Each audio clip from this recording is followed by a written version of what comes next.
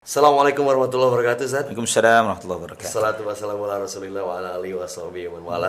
Alhamdulillah bisa ketemu, Ustaz. Alhamdulillah barakallah. Sehat, Ustaz, ya? Alhamdulillah sehat Pasti walafiat. kita semua punya banyak pertanyaan. Masya Anda Allah. punya segudang pertanyaan buat Ustaz nih. Sama juga Anda juga banyak pertanyaan. Oh, gitu? Iya. Ustaz tanya ke Ana. Iya, benar. Siapa lah Ana ini, Ustaz? Ya udah kasih satu apa, Ustaz? Begini, Ana sering kali berpikir mengenai berapa sih biaya kalau Ana pengen maksiat, bukan untuk niat maksiat, gitu ya. Cuman Ana penasaran melihat berapa yang pasti keluar biaya, gitu ya. Berbuat dosa itu bukan gratisan, Oke. keluar biaya. Dan dapat apa gitu loh. Waduh. Gitu kan? Setelah sudah keluar biaya banyak, direpitasi tiap hari diulang-ulang seperti itu. Berapa sih biayanya? Waduh, Ustaz. Ini kalau ngomongin pengalaman, Ustaz, sebelum kita tahu, Iya. sebelum masuk kita masih bodoh semuanya. Iya. Sebutlah, maksiat banyak sekali, Ustaz. Iya. Salah satunya adalah keluar malam, menghidupkan malam misalnya, Ustaz. Oke. Menghidupkan malam, Menghidupkan malam ya. ajojing, clubbing, minum, Oke. tawa ke TV sama teman-teman, hahaha gitu, Ustaz. Iya. Ke klub dan sebagainya. Habis berapa begitu tuh? 1 juta, 2 juta semalam, Ustaz. Gitu ya. Terus setelah itu biasanya pulang jam berapa? Selesainya jam berapa? Biasanya jam 6 pagi, jam 5 gitu ya misalnya. Setelah itu ngapain? Tidur, Ustaz. Bangun jam 3 sore. Serius. Iya. Dan apa yang dirasakan setelah bangun itu? Lemes, capek. Gitu ya. Teman-teman juga pada tewas, tidur semua, Ustaz. Happy nggak? Bahagia tidak gitu loh. Jujur enggak sih, Ustaz. Terus diulang lagi begitu. Setiap Jumat biasanya. Gitu ya? Kadang ada yang pergi Jumat, pulangnya hari Senin. Oh gitu ya. 3 hari, kayak camping, Ustaz. Dapat apa? Apa yang didapat setelah misalnya melakukan keluar biaya, energi yang berat dan sebagainya? Apa yang didapat kita? Ketawa-ketawa sih, Ustaz. Ngobrol, seru-seruan gitu ya. Ya, sebagian orang suka minum-minum gitu, Ustaz. Dapat apa? Gak dapat apa-apa sih, Ustaz. Subhanallah. Saya ini melihat begini. Allah Subhanahu wa taala itu menyebutkan di dalam Al-Qur'an, ya, di dalam surat Al-Balad, alam naj'al lahu 'ainain wa lisanan wa syafatain wa hadainahun najdain. Bukankah telah kami berikan kepada setiap manusia ini 2 mata, 1 lisan, 2 bibir, dan kami berikan petunjuk kepada manusia ini 2 jalan. Yang Allah sebutkan wahadainahun najdain, kami berikan jalan petunjuk kepada mereka. Najd itu tempat yang tinggi, yang dijelaskan oleh para ulama ahli tafsir bahwa hal baik dan buruk itu sesuatu yang tinggi yang kelihatan rambu-rambunya. Kita mau baik, rambu-rambunya jelas. Kita mau berbuat buruk, salah, rambu-rambunya pun jelas. Enggak di tengah-tengah, Ustaz. Iya. Dan yang kedua, disebutkan oleh Allah SWT dengan tempat yang tinggi, menunjukkan bahwa untuk menuju ke sana itu tidak mudah. Ya. Tidak mudah. Melakukan ketaatan itu ada beban-beban mental block yang membuat seseorang terhalangi untuk itu.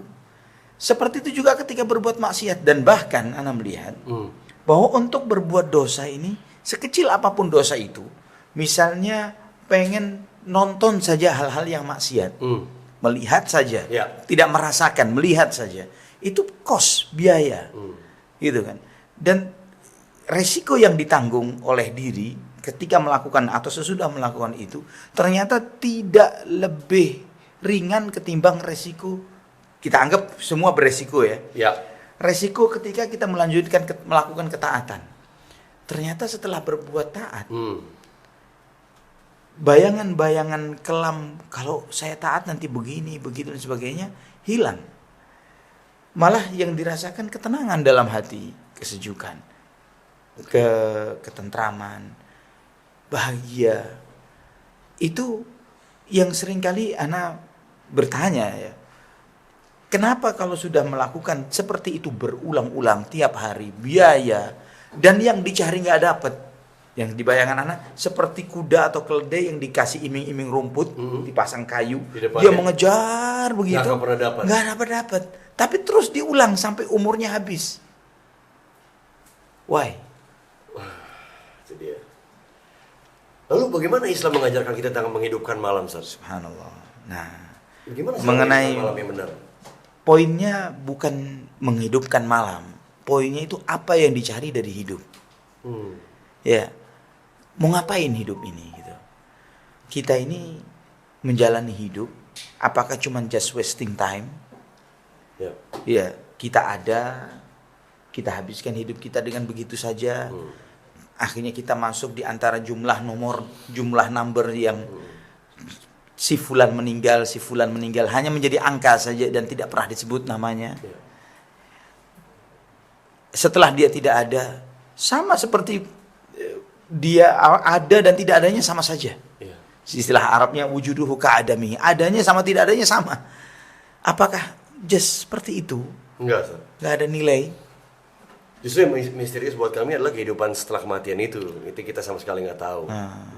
Yang katanya, ya kalau kita baik ya baik adanya, kalau kita buruk ya buruk adanya gitu. Itu bukti keadilan Allah sebetulnya. Namun yang ingin ana tekankan di sini bahwa jika kita menghabiskan waktu kita dengan hal-hal yang kita mencari, mengejar sesuatu namun tidak kita dapatkan, kenapa tidak berusaha untuk mencoba cara lain?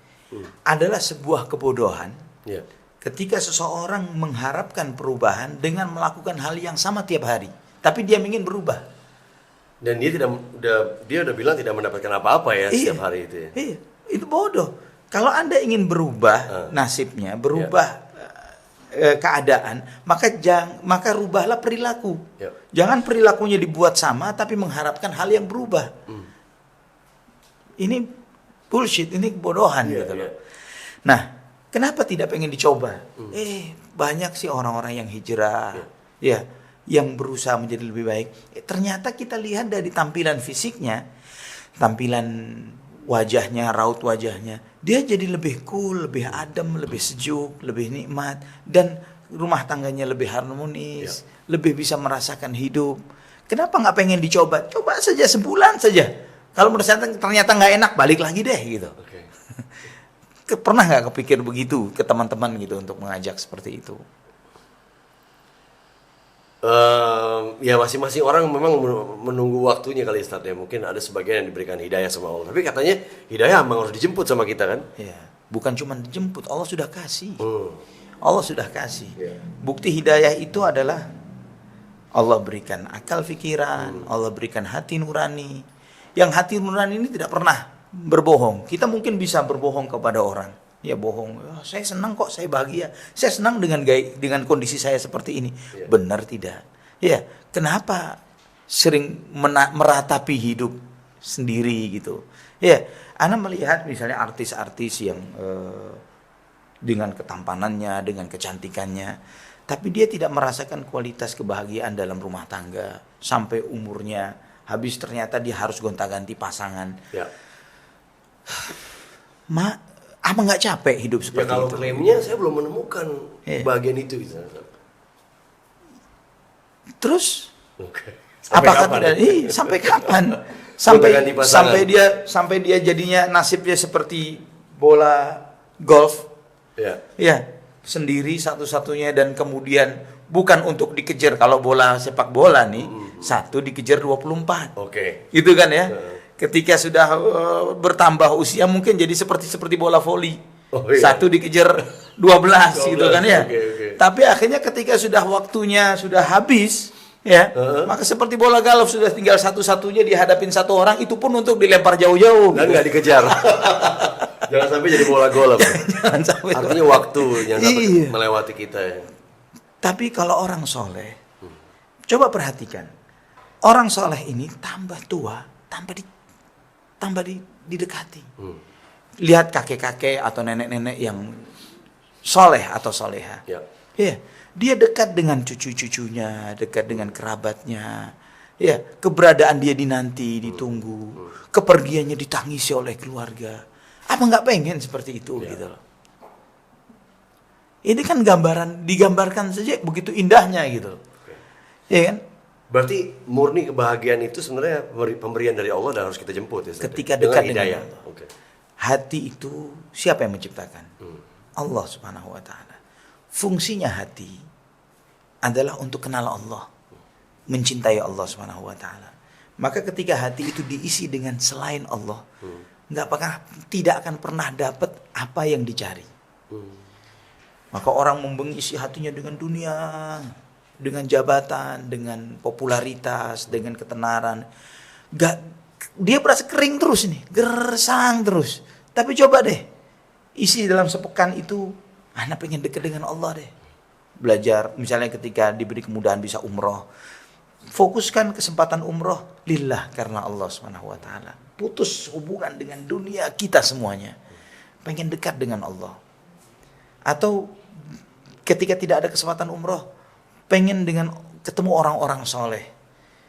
Lihat gaya hidup mereka, tiru mereka, dekat dengerin nasihat mereka. Apa yang dirasakan sepekan dengan seperti itu? Izin Ustaz, sebagian dari kita tidak memutuskan untuk mendekat kepada Allah atau berhijrah adalah karena adanya peer pressure atau tekanan-tekanan dari teman-teman sekelilingnya. Nanti kalau gue begini, ntar dicap ini, nanti gue akan kehilangan teman, nanti ini nggak mau berteman sama gue lagi, nanti gue akan dimusuhin, nanti gue akan ini, gue dihindari.